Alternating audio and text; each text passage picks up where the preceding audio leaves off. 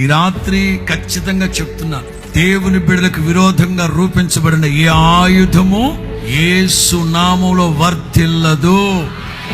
ఒకవేళ మీరు భ్రమపడుతూ చేతపడి చేశారు, మాకెవరో సోది చెప్పారు, ఎవరో బాణం వచ్చేసారు, ఎవరో మందు పెట్టారు, ఏదో జరిగింది ఇట్లాంటివి అనుకుంటున్నారా? వాళ్ళు మీకు విరోధంగా ఉన్న వాళ్ళు ఎట్లాంటి అంటారు, వాళ్ళు మంత్ర ప్రయోగాలు చేస్తారు. వాళ్ళు తిథులు నక్షత్రాలు మంచి రోజులు రావు కాలాలు పిండాలు పెడతా ఉంటారు, చేతపడి చేస్తూ ఉంటారు. బట్ వన్ థింగ్, నీవు యేసు రక్తం చేత కడగబడిన దేవుని బిడ్డవు గనక యేసు నామములో సమస్త అంధకార దుష్ట దురాత్మ చేతబడి శక్తులు లయమైపోవునుగాక.